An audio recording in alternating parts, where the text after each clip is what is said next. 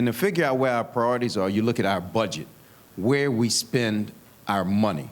And I wanted to make sure that the next president of the United States know where we need to spend the money, and that is on our young people. We can't just say our children are our future. We have to invest in them.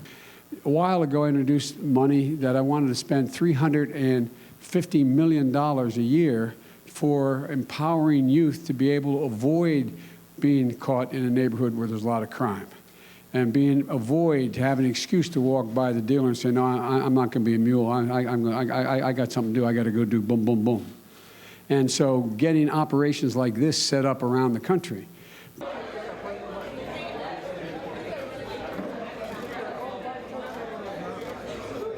We should have preschool for 3-, 4-, and 5-year-olds. You know why?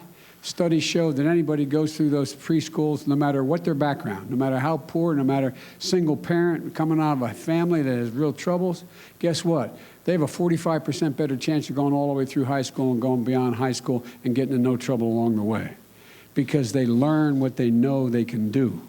They learn, they gain confidence along the way. And that's what it's all about, confidence. And you guys are getting, I can see it on your faces when I walk through to see y'all. There's not a darn thing. And by the way, I don't think it's easy. After this is over, some of you go back to tough circumstances in the neighborhood. Some of you go back to homes, like a lot of homes that everybody knows. Black, white, doesn't matter, rich, poor, that are in trouble.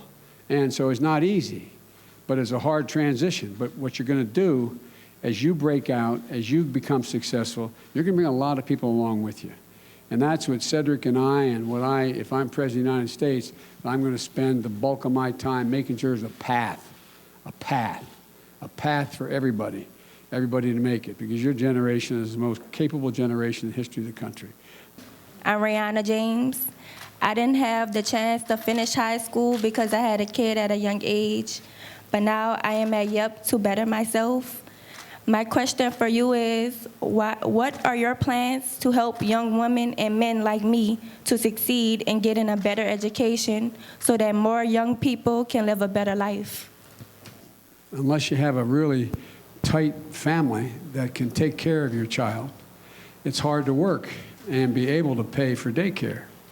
And so one of the things I do is we're going to provide what they call tax credits, fancy word for saying you get money back, of $8,000 to allow you to be able to, when you get a job, the good job you want, to be able to go and, in fact, be able to have someone take care of your kid that's a safe environment, and be in a situation where you don't have to pay, like in a big city like, I don't know what it is, in New Orleans it's probably $18,000 a year, something like that, for daycare. If it's be able to get preventative care, be able to have access to care for your children from the time they're born all the way through and not cost you.